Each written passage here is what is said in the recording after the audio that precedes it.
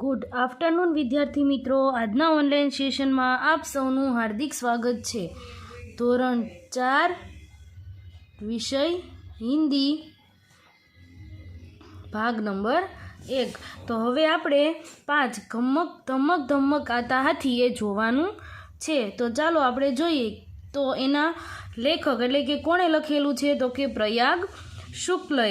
તો પ્રસ્તુત કવિતા પ્રસિદ્ધ રચનાકાર શ્રી પ્રયાગ શુક્લ દ્વારા રચી ગઈ હે. એટલે કે આ કોણે લખેલું છે? પ્રયાગ શુક્લએ લખેલું છે. आपने साहित्य की विविध विधाओं पर सशक्त रूप में लेखनी चलाई है. बच्चों के लिए आपने बहुत उल्लेखनीय रचनाएं रची है. आपका जन्म ईस्वीसन 1940 कोलकाता में हुआ था. तो आनो जन्म क्यारे थयो तो ईस्वीसन 1940 में क्या कोलकाता में थयो हतो. प्रस्तुत कविता प्रसिद्ध रचनाकार श्री प्रयाग शुक्ल द्वारा रची गई है. बराबर. कोना द्वारा? प्रयाग शुक्ल द्वारा. आपने काव्य संग्रह, लघु कथा संग्रह, उपन्यास, कला पुस्तक, सत्यजीत रे एक पुस्तक, इसके अतिरिक्त पत्रिकाओं का संपादन भी किया है. એટલે આ હતો આપણા કવિ, એટલે કે જે કવિતા લખે એને શું કહેવાય? કવિ. એનો પરિચય. હવે આપણે આગળ કાવ્ય જોઈએ. તો શું છે? ધમક ધમક આતા હાથી. તો આ કવિતામાં આપણને કવિ શું કહે છે? હાથી કે બારે મેં બાત કરતે હે, એટલે કે હાથીના વિષયમાં આપણને समझावे छे.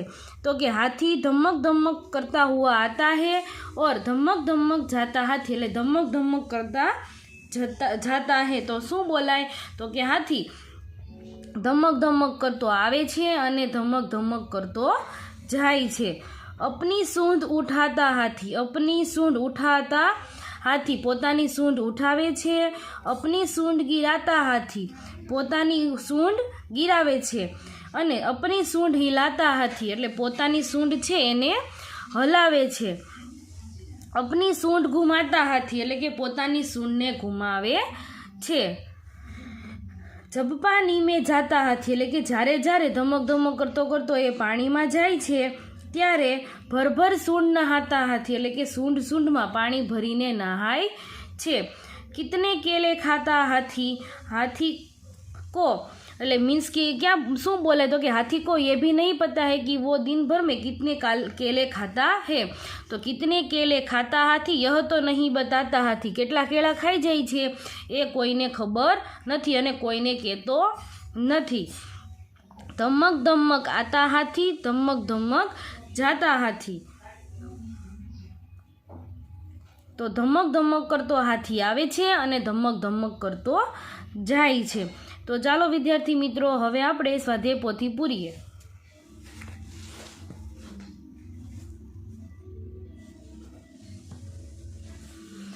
हाथी किस तरह से आता है? हाथी धमक धमक करता हुआ आता है. खाली जगह जाता हाथी. तो शू आवे? धमक धमक जाता हाथी. हाथी अपनी सूंड को खाली जगह है मसलता के उठाता. तो शू आवे? उठाता है. जब खाली जगह में जाता हाथी. तो जब पानी में जाता हाथी. नहाने के लिए हाथी सूंड में क्या भरता है? नहाने के लिए हाथी सूंड में पानी भरता है. हाथी पानी कहाँ डालता है? क्यों? हाथी खुद के ऊपर पानी डालता है क्योंकि उसे नहाना पसंद है. हाथी अपने मुंह में पानी भर कर लाता है. साचू के खोटू? तो शू आवे? खोटू. हाथी क्या खाता है? हाथी केले खाता है. हाथी क्या खाकर बताता नहीं है? हाथी केले खाकर कितने केले खाए यह नहीं बताता है. यह तो नहीं खाली जगह हाथी तो बताता. हाथी केले खाता है. साचू के खोटू? तो शू आवे? साचू. हाथी के 2 बड़े नुकीले दांत होते हैं. तो हाथी ना 2 दांत બહાર આપણને જોવા મળે છે, બરાબર? તો શું આવે? સાચું. ચાલો વિદ્યાર્થી મિત્રો, આટલું આપણે ફરી એક વખત જોઈ લઈએ. તમારે વ્યવસ્થિત સારા અક્ષરે બે શબ્દ વચ્ચે જગ્યા છોડીને વ્યવસ્થિત ઉપરની લીટીને અડાડીને સ્વાધ્યાય પોથી પૂરવાની છે. ચાલો જોઈએ ફરીવાર. हाथी किस तरह से आता है? हाथी धमक धमक करता हुआ आता है. खाली जगह जाता हाथी, धमक धमक जाता हाथी. हाथी अपनी सूंड को उठाता है. जब खाली जगह में जाता हाथी तो शू आवे? पानी. नहाने के लिए हाथी सूंड में क्या भरता है? नहाने के लिए हाथी सूंड में पानी भरता है. हाथी पानी कहाँ डालता है? क्यों? हाथी खुद के ऊपर पानी डालता है क्योंकि उसे नहाना पसंद है. हाथी अपने मुंह में पानी भर कर लाता है. साचू के खोटू? तो शू आवे? खोटू. हाथी क्या खाता है? हाथी केले खाता है. हाथी क्या खाकर बताता नहीं है? हाथी केले खाकर कितने केले खाए यह नहीं बताता है. यह तो नहीं खाली जगह हाथी, तो शू आवे? बताता हाथी. हाथी केले खाता है. साचू के खोटू? तो शू आवे? साचू. हाथी के दो बड़े नुकीले दांत होते हैं. साचू के खोटू? तो शू आवे? साचू. चालो आगळ जोईए.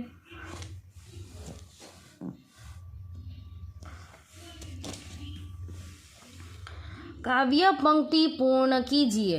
अपनी सूंड थी घुमाता हाथी ત્યાં સુધી લખવાનું છે. अपनी सूंड उठाता हाथी, अपनी सूंड गिराता हाथी, अपनी सूंड हिलाता हाथी, अपनी सूंड घुमाता हाथी. फरी एक वखत जोईए. अपनी सूंड उठाता हाथी, अपनी सूंड गिराता हाथी, अपनी सूंड हिलाता हाथी, अपनी सूंड घुमाता हाथी. कितने केले खाली जगह जाता हाथी ત્યાં સુધી લખવાનું. कितने केले खाता हाथी, यह तो नहीं बताता हाथी, धमक धमक आता हाथी, धमक धमक जाता हाथी. कितने केले खाता हाथी, यह तो नहीं बताता हाथी, धमक धमक जाता हाथी, धमक धमक जाता हाथी. पढ़िए और लिखिए. उठाना, गिराना, आना, जाना, बड़ा, ऊंचा, नीचा, पकड़ना, छोड़ना. चलो फरी एक वक्त जोईए. उठाना, गिराना, आना, जाना, बड़ा, ऊंचा, नीचा, पकड़ना और छोड़ना. चलो आगळ जोईए.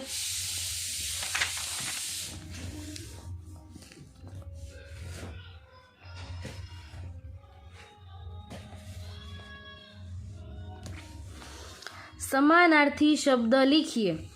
धमक एटले शुं थाय? तेज अने जोश. पानी एटले जल. हाथी एटले गज. समानार्थी शब्द लिखिए. धमक एटले तेज अथवा जोश. पानी एटले जल. हाथी एटले गज. विरोधी शब्द लिखिए और उनसे वाक्य बनाइए. આપણે વિરોધી શબ્દ લખવાના છે અને એમાંથી વાક્ય બનાવવાનું છે. उठाना तो શું થાય? गिराना. गिरे हुए को उठाना चाहिए, हमें किसी को गिराना नहीं चाहिए. तो જુઓ આમાં ઉઠાના અને ગિરાના બંને આવી ગયું. आना, जाना. कार्यक्रमों में कुछ लोग आना चाहते थे परंतु कुछ लोग जाना चाहते थे. छोटा, बड़ा. मैं घर में सबसे छोटा हूँ, मेरा भाई मुझसे बड़ा है. ऊंचा, नीचा. हिमालय सबसे ऊंचा पर्वत है, गिरनार उससे नीचा है. पकड़ना एटले छोड़ना. पुलिस ने चोर को पकड़ा और सजा दिलाकर छोड़ा. ચાલો ફરી એક વખત આપણે જોઈ લઈએ. ઉઠાના એટલે गिराना. गिरे हुए को उठाना चाहिए. हमें किसी को गिराना नहीं चाहिए. आना जाना. कार्यक्रमों में कुछ लोग आना चाहते थे परंतु कुछ जाना चाहते थे. छोटा और बड़ा. मैं घर में सबसे छोटा हूँ. मेरा भाई मुझसे बड़ा है. ऊंचा नीचा. हिमालय सबसे ऊंचा पर्वत है. गिरनार उससे नीचा है. पकड़ना छोड़ना. पुलिस ने चोर को पकड़ा और सजा दिलाकर ही छोड़ा. तो जुओ नीचे आपने आपेलू छे अपनी नोटबुक में निबंध लेखन कीजिए. तो चालो આપણે નિબંધ લેખન કરીએ.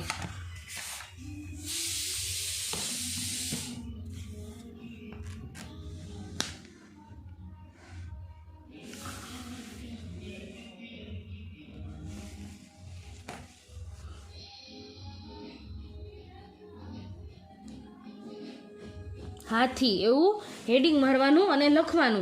हाथी विशालकाय पशु है.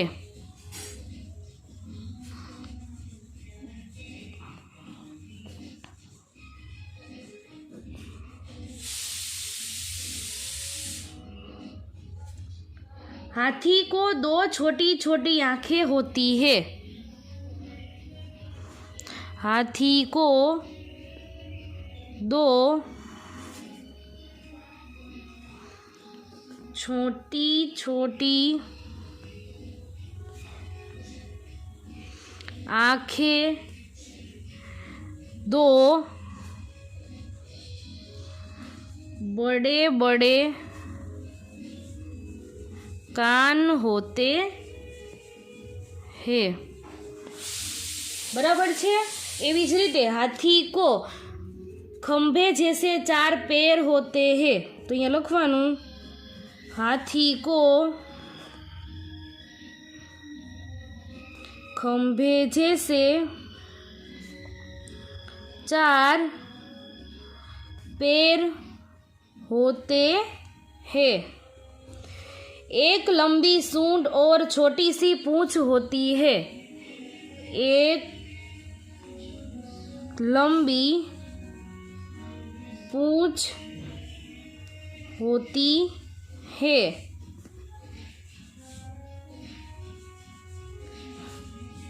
एक लंबी सूंड होती है और छोटी सी पूंछ होती है. छोटी सी पूंछ होती है. फिर भी हाथी सुंदर दिखता है. यहाँ लखवानुं फिर भी हाथी सुंदर दिखता है. हाथी धम धम चलता है. अहींया लखवानुं हाथी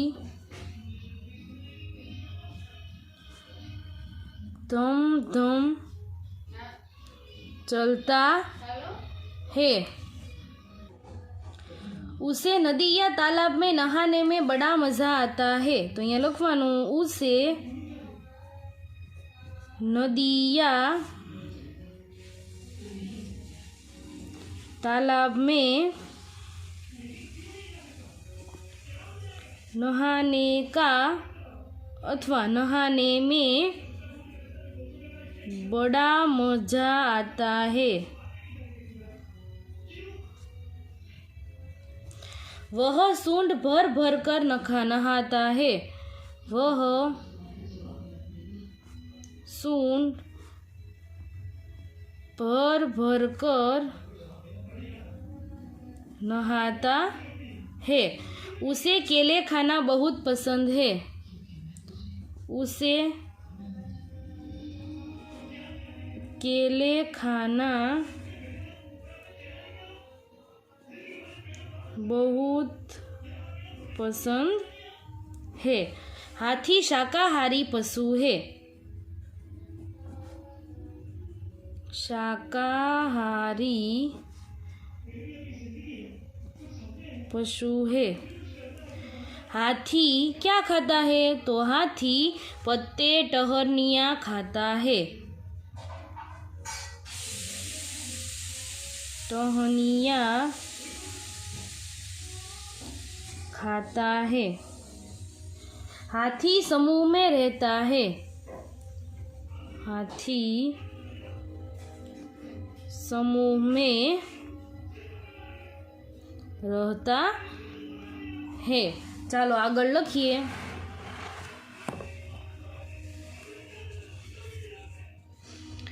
वन उपवन में घूमता है।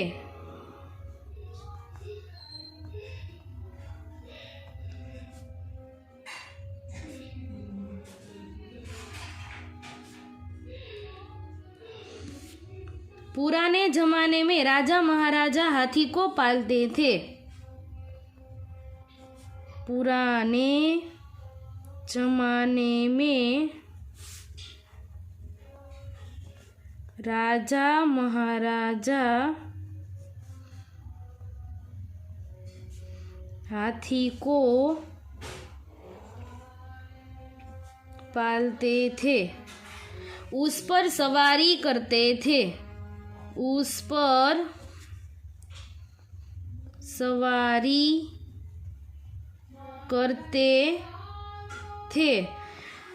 नवी લીટી में हाथी जब चिंघाड़ता है तो हाथी जब चिंघाड़ता है तो दूर दूर तक सुनाई देता है। दूर दूर तक सुनाई देता है।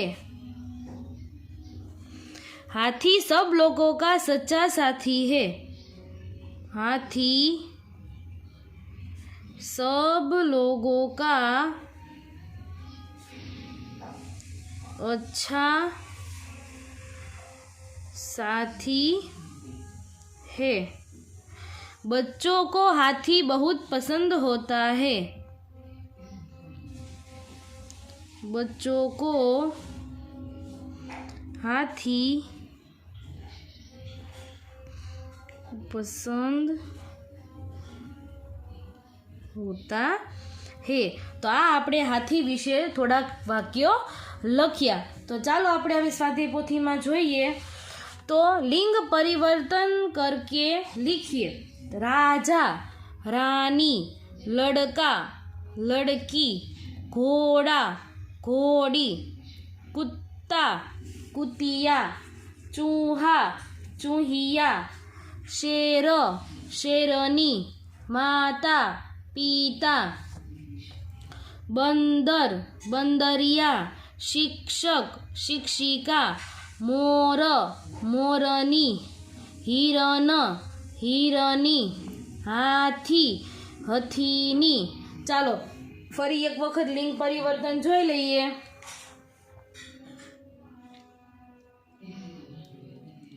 राजा, रानी, लड़का, लड़की, घोड़ा, घोड़ी, कुत्ता, कुतिया, चूहा, चूहिया, शेर, शेरनी, माता, पिता, बंदर, बंदरिया, शिक्षक, शिक्षिका, मोर, मोरनी, हिरण, हिरनी, हाथी, हथीनी।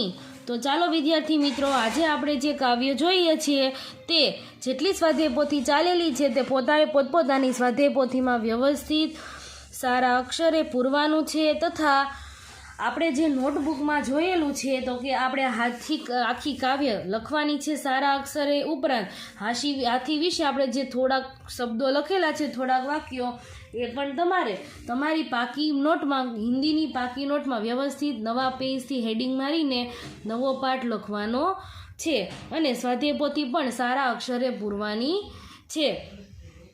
સ્વાધ્યાય પોથીમાં ઉપરની લીટીને અડાડીને લખવાનું અને નોટમાં પણ ઉપરની લીટીને અડાડીને લખવાનું। તો ચાલો વિદ્યાર્થી મિત્રો, હવે આપણે આગળના વિડીયોમાં આગળનું જોઈએ।